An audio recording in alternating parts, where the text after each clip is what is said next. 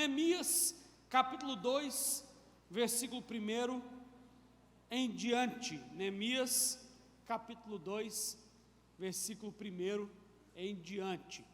Pode aumentar um pouquinho o retorno, eu não estou ouvindo aqui o retorno. Neemias 2, versículo 1. No mês de Nisã, do 20º ano do rei Artaxerxes, na hora de servir-lhe o vinho, levei-o ao rei. Nunca antes eu tinha estado triste na presença dele. Por isso o rei me perguntou: por que o seu rosto parece tão triste, se você não está doente? Essa tristeza só pode ser do coração. Com muito medo, eu disse ao rei que o rei viva para sempre. Como não estaria triste o meu rosto, se a cidade em que estão sepultados os meus pais está em ruínas e as suas portas foram destruídas pelo fogo? O rei me disse: o que você gostaria de pedir? Então, orei ao Deus dos céus. E respondi ao rei: se for do agrado do rei,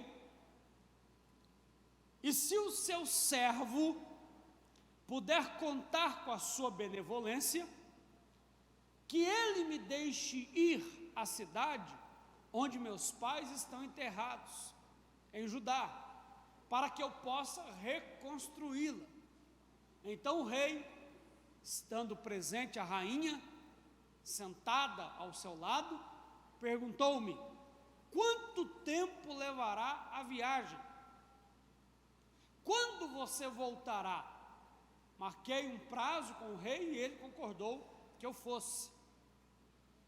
A seguir acrescentei: se for do agrado do rei, eu poderia levar cartas do rei aos governadores do Trans-Eufrates para que me deixem passar até chegar a Judá.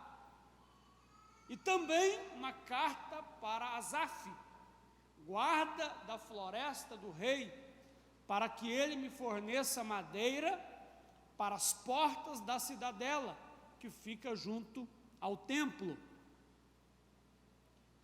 para os muros da cidade e para a residência que irei ocupar.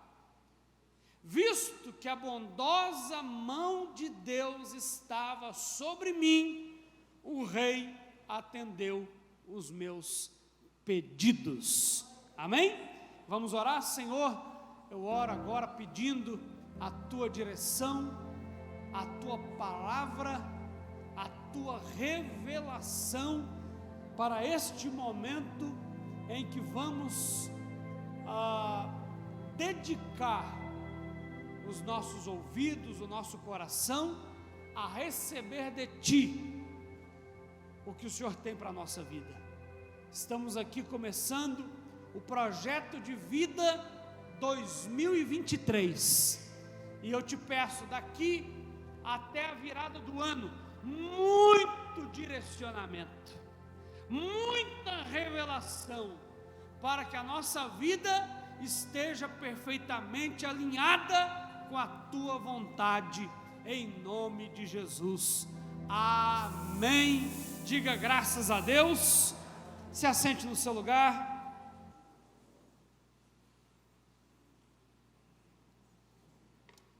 Aleluia.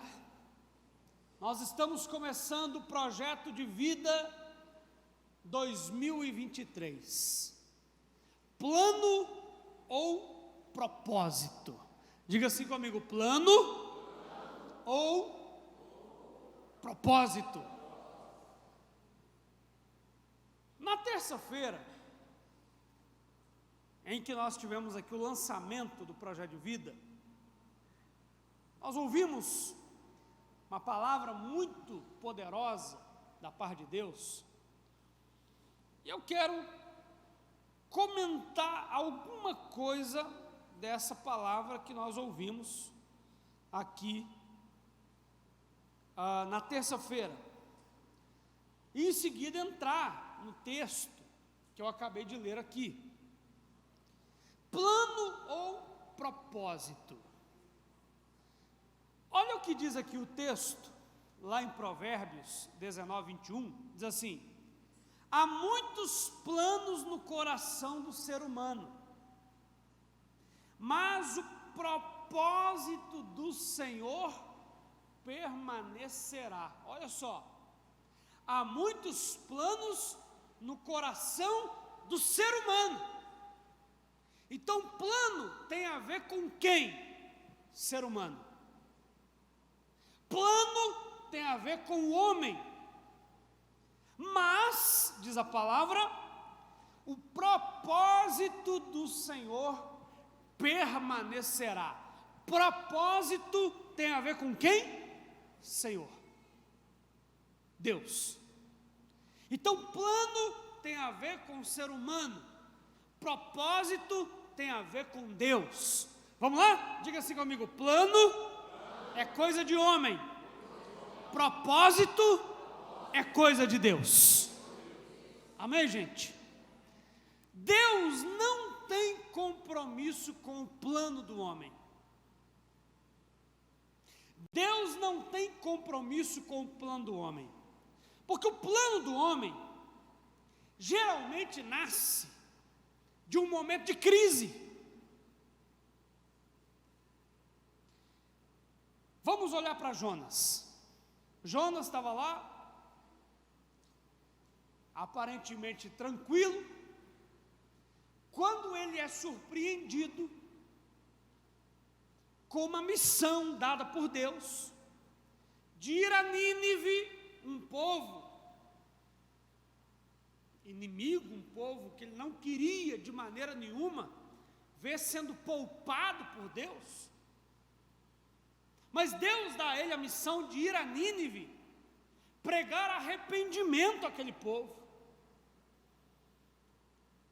Naquela crise de ter que fazer o que ele não queria, naquela crise de ver Deus poupando o inimigo, Jonas elabora um plano. É um plano de fuga. É um plano de escapar do propósito. Então veja, o plano nasce na crise. O plano nasce no momento do problema, da dificuldade. O plano nasce do coração do homem.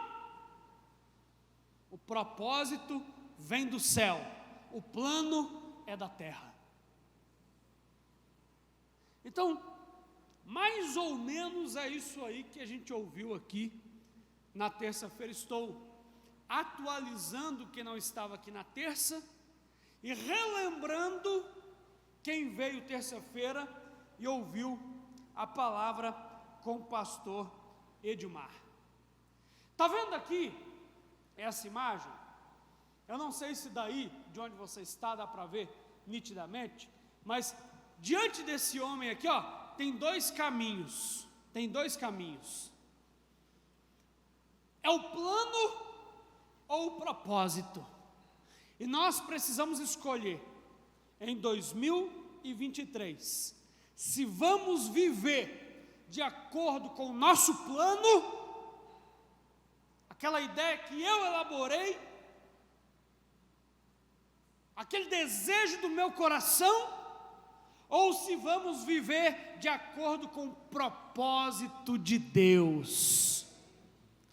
Propósito, deixa eu falar um pouquinho dessa palavra, propósito.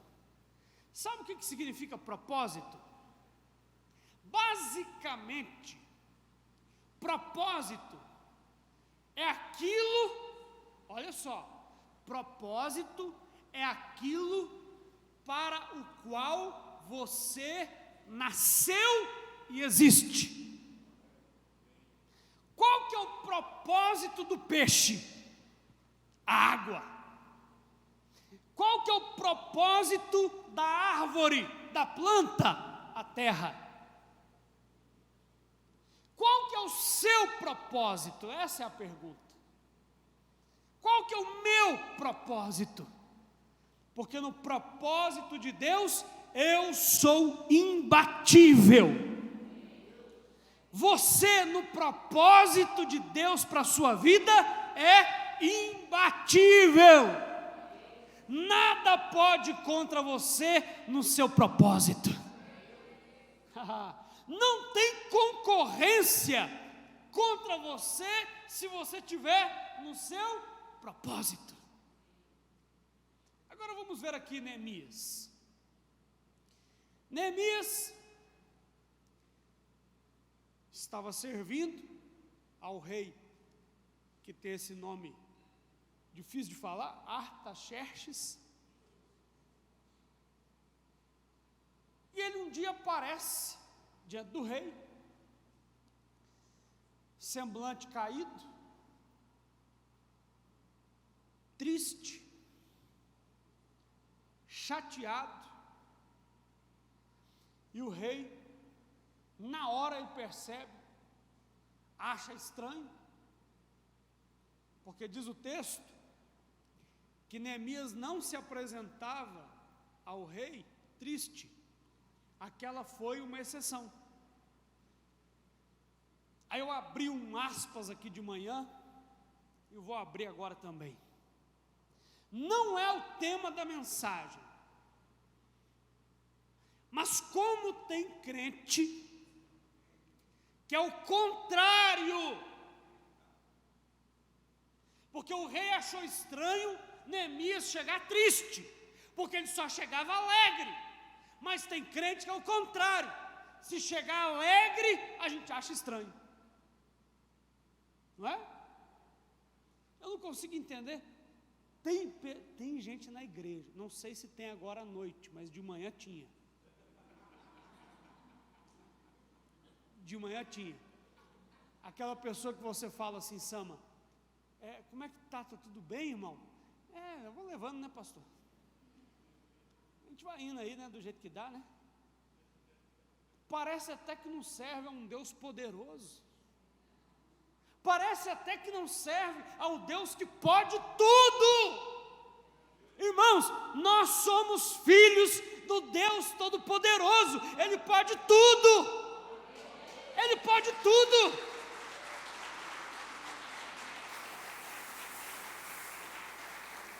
É por isso que aquela mulher, lembra daquela mulher?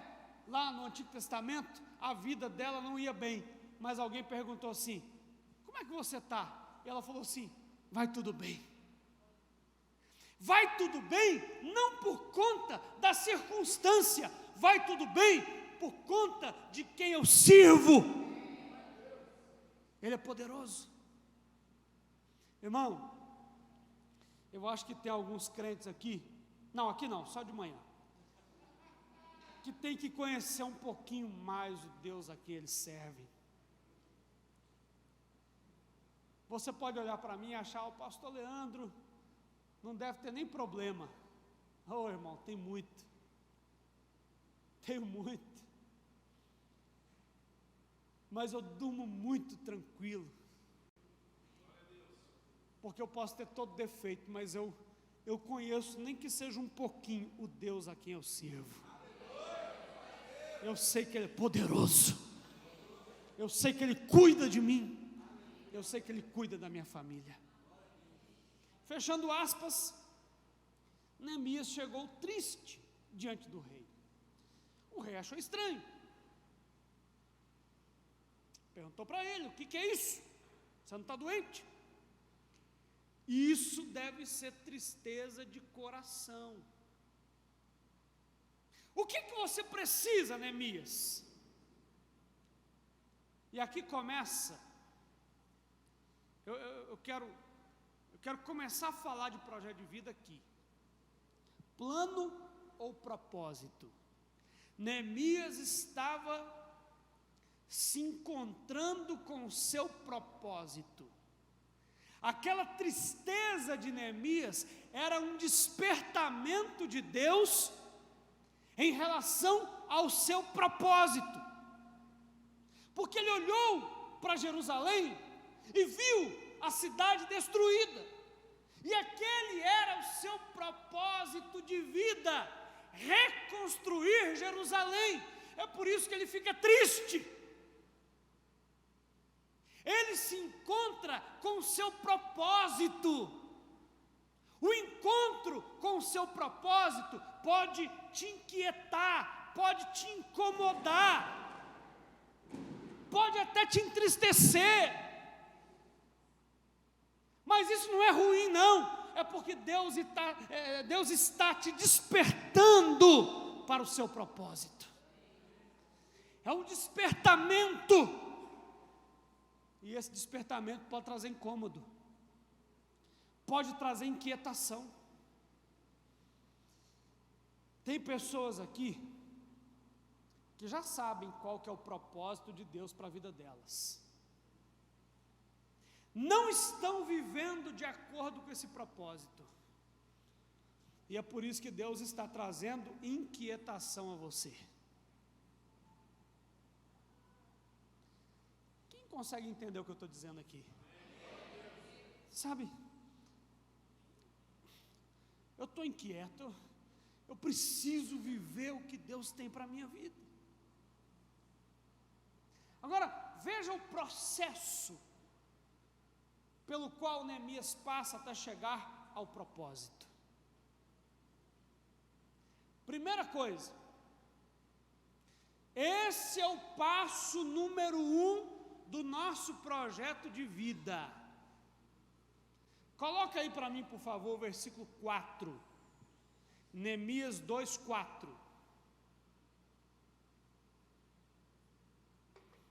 O rei me disse: o que você gostaria de pedir? Então orei ao Deus dos céus. Sabe um detalhe dessa história que eu quero trazer para você aqui?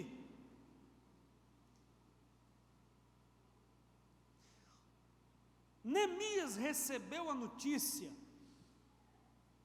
da situação em que se encontrava Jerusalém em novembro.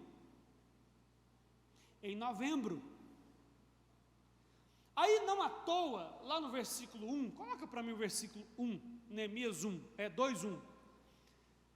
Não à toa, o texto começa registrando a data em que aconteceu esse fato. No mês de Nisan, do 20º ano do rei Artaxerxes. O que é o mês de Nisan?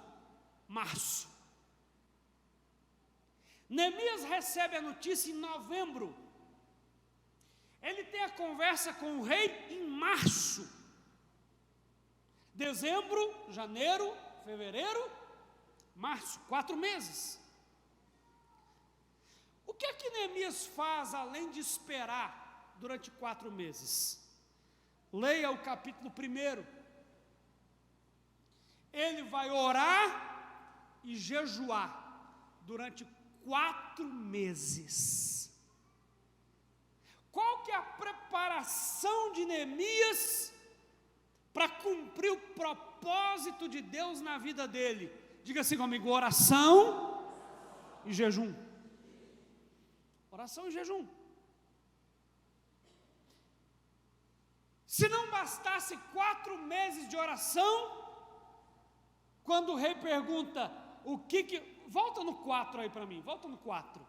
Quando o rei pergunta, o que você gostaria de pedir? O que ele faz? Ele ora.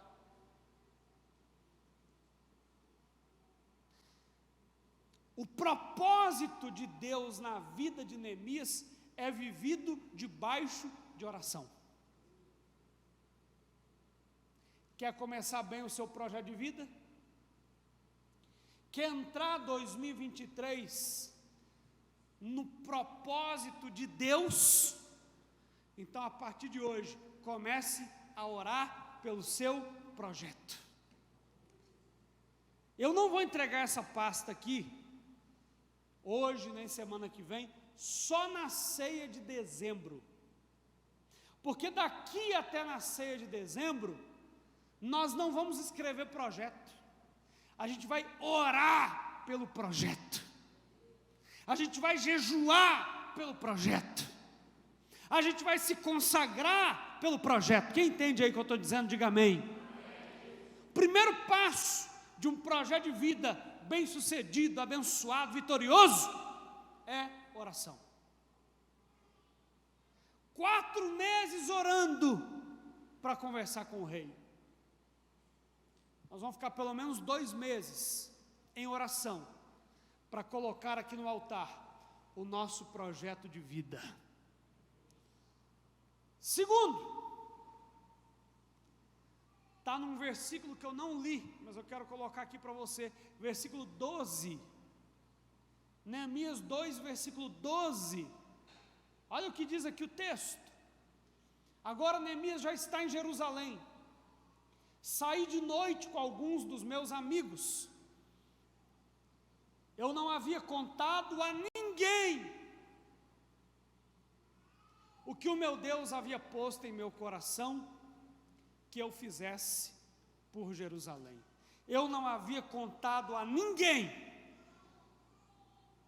Irmãos, olha bem para mim aqui. Aqui está um problema sério que nós temos. Deus coloca algo em nosso coração e a gente sai comentando com todo mundo. Deus coloca algo em nosso coração e a gente vai lá para a rede social e posta. Deus coloca algo em nosso coração e a gente fala numa conversa despretensiosa, achando que não tem problema nenhum. Mas um dos segredos de um projeto de vida vitorioso e bem-sucedido é falar pouco. Fala pouco. Por que você fala com todo mundo? Por que você fala com qualquer pessoa o que Deus tem colocado em seu coração? Esse é o erro ingênuo de José, que teve um sonho e que ingenuamente foi lá contar para os irmãos. Os irmãos já eram cheios de inveja contra ele, ficaram tomados de ira, de raiva, lançaram ele no poço, complicaram a vida de José. Por quê? Porque ele foi compartilhar com quem não deveria o que Deus havia colocado no seu coração. Tem coisas que Deus vai colocar no seu coração que você não deve falar com ninguém. Tem coisas que Deus vai colocar no seu coração que você tem que ficar calado um bom tempo, esperando a hora certa. Então não cometa o erro que muitos cometem, faça como Neemias. Ele não falou a ninguém por 3 dias sobre o que Deus havia colocado em seu coração. Às vezes, temos que ficar calados e não falar. Aliás, essa é uma coisa que eu aprendi há muito tempo. Eu aprendi muita coisa e aprendo muita coisa com meu pai. E eu me lembro, eu estava na escola, e naquela época, eu não sei como é que está hoje aí, mas naquela época tinha muita provocação em relação à fé dentro da escola, em sala de aula, comentários, e eu achava que eu tinha que responder. Eu era provocado, eu achava que eu tinha que responder. E um dia meu pai me ensinou: olha, você só fala quando você quer falar. A provocação não pode ser a condição para você falar. Você fala quando você acha que deve. Então, meça bem as suas palavras. Dose as suas palavras. Fale menos. ore mais. Fale menos com as pessoas e fale mais com Deus. Terceiro e último ponto que eu quero deixar hoje aqui. Processo que aconteceu com Neemias. A resistência inevitável do inimigo. É inevitável. Quer ser vencedor? Quer conquistar? Quer reconstruir a sua Jerusalém? Vai ter resistência do inimigo. Vai ter falatório. Vai ter torcida contra.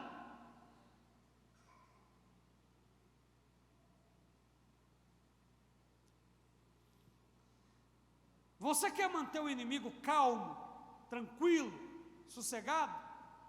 Então fique parado e não faça nada. Agora, se você se movimenta em direção ao propósito de Deus para a sua vida, pode ter certeza, o inimigo vai se levantar. As pessoas vão falar. O comentário vai acontecer. A torcida contra vai surgir.